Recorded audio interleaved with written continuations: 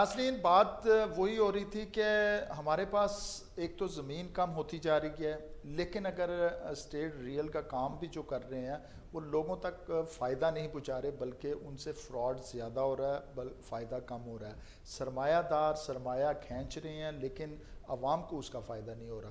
جی، بات ہم کرتے ہیں فیض احمد سندھو صاحب سے، اور کیا آپ بتا رہے تھے کہ جی اگر زمین جو ہے وہ ہوتی ہے چند پلاٹوں کی اور اس پہ ڈبل سے ٹرپل جو ہے فائلیں وہ بیچ دی جاتی ہیں، تو اس کا کچھ نہ کچھ تو سدباب ہونا چاہیے۔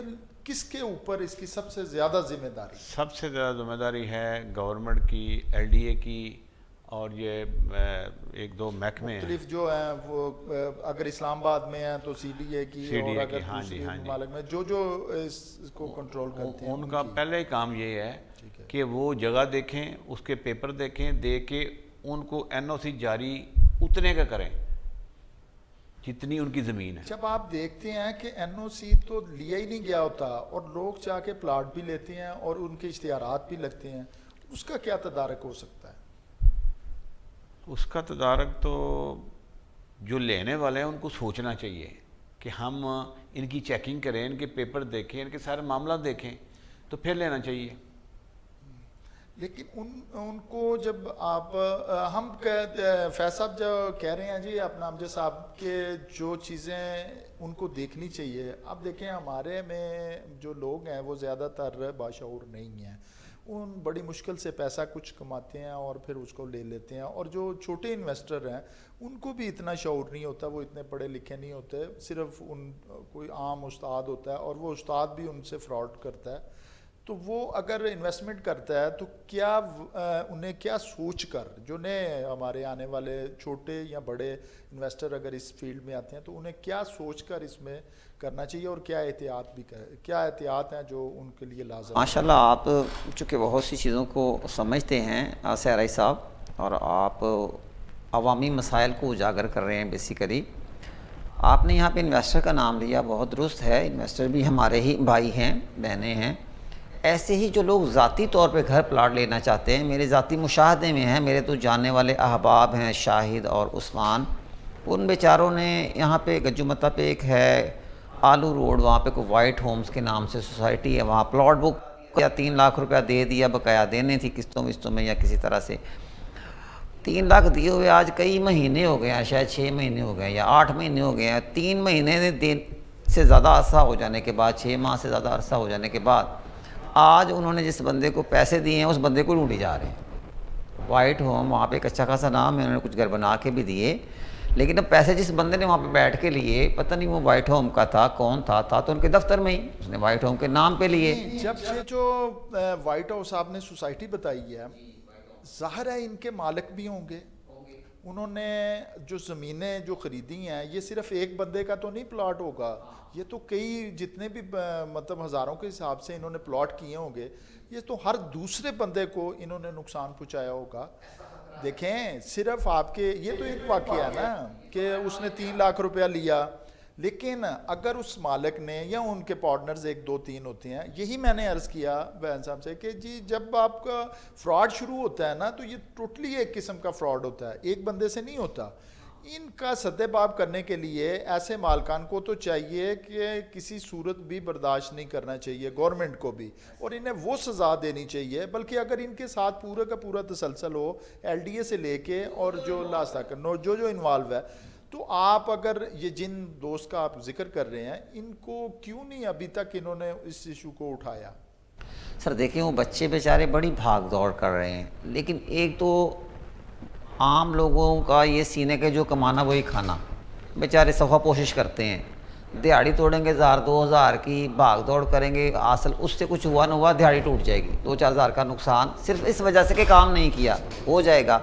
اچھا کہیں آئے جائیں گے تو آپ کو پتہ ہے تھانے کچہری میں پیسے لگتے ہیں، ہر جگہ پیسے لگتے ہیں، کس کو آپ کہیں کہتے ہیں بیچارہ۔ کہ ان کے پاس ٹائم نہیں ہوتا تو لوگ جو ہیں وہ چھوڑ دیتے ہیں۔ فیض صاحب آپ یہ بتائیے، یہ تو ایسی سوسائٹی، ہم ایک مثال لے لیتے ہیں نا وائٹ ہوم کی، اب یہ ایک نہیں ہے، ہزاروں میں۔ اچھا اگر آپ اس وائٹ ہوم کے اوپر جائیں گے نا، مجھے شور ہے کہ اس نے وہ جو گرین کا لیا ہوا براؤن کروایا ہوگا، اور ابھی تک گرین ہوگا. ان کی پوری سوسائٹی میں کوئی چیزیں جو ہیں وہ مکمل نہیں ہوگی, نہ مسجد ہوگی, نہ وہ چیزیں جو قبرستان کے ماحول ہے, نہ ان کا وہ پارک کا وہ سسٹم ہے.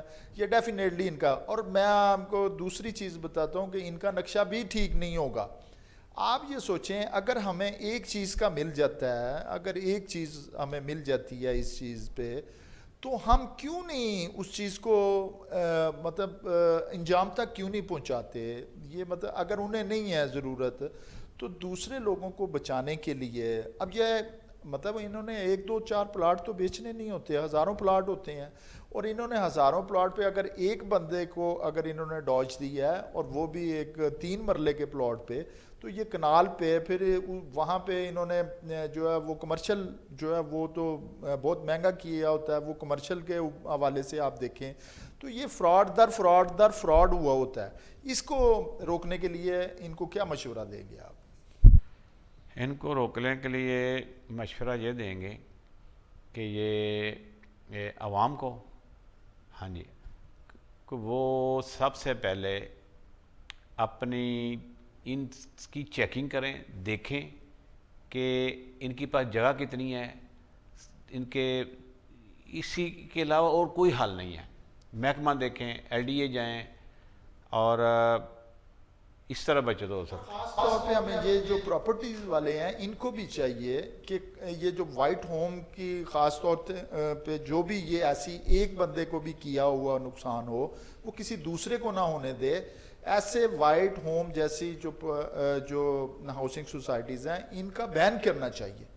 ان کو پراپرٹی ڈیلرز کو بھی بین کرنا چاہیے. انہیں گورنمنٹ کے حوالے سے مجبور کرنا چاہیے کہ یہ LDA وغیرہ جنہوں نے NOC نہیں دیا, اور اگر ایک بندے کا بھی نقصان ہوا ہے اور وہ ایک غریب آدمی ہے اور 3 لاکھ کا اگر اس کا نقصان ہو رہا ہے, تب بھی سمجھ چاہیے کہ اس جو سوسائٹی ہے اس نے لازمی 100% تمام لوگوں سے نہیں تو 70% سے فراڈ کیا ہوگا. اور جب انہوں نے وہ فراڈ کیا تو ایسے کا بائیکاٹ نہیں کرنا چاہیے. بالکل کرنا چاہیے, سوشل بائیکاٹ ہونا چاہیے. بالکل ہونا چاہیے. اور ڈیلر حضرات کو سب سے پہلے جو کلائنٹ لے کے جاتا ہے نا ڈیلر, اس کو چاہیے کہ سب ان کی پوری چیکنگ کریں. صحیح ہے. ورنہ یہ پھر مالکوں سے جو بیٹھے ہوتے ہیں نا ان کے ساتھ مل جاتے ہیں. بہت سارے حلقے میں نے دیکھے ہیں, یہی پوچھنا چاہ رہا تھا کہ وہ یہ ڈیلر حضرات جو ہے نا, جب یہ نہیں سوچتے کہ یار کلائنٹ آیا ہے ہم نے ٹھگ بازی لگانی ہے یا کیا کرنا ہے, اگر اچھے ہوں گے تو وہ کوشش کریں گے کہ ہم کلائنٹ کو خراب نہ کریں. اور جو ٹھگ بازی لگائیں گے وہ ان کے ساتھ ملے ہوتے ہیں کہ جناب آپ کہتے ہیں پروفیشنزم نہیں ہے ہمارے. ہاں جی, ہاں جی, ہاں جی, بالکل. اور اسی وجہ سے یہ دنیا رول رہی ہے.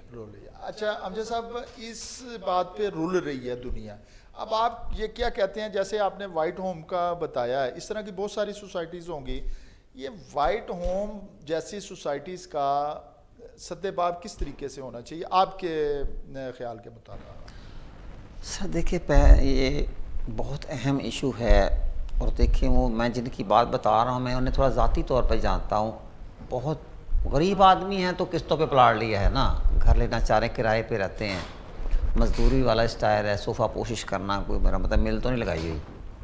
تو ان کے سمے 3 لاکھ ان کے سمجھیں کہ کسی گاڑی والے کے سمجھو 3 کروڑ کے برابر ہیں, ٹھیک ہے, اور کسی پجار یا انڈسٹری والے کے 3 ارب کے برابر ہیں, کہ ان کی جمع پونجی یہی ہے.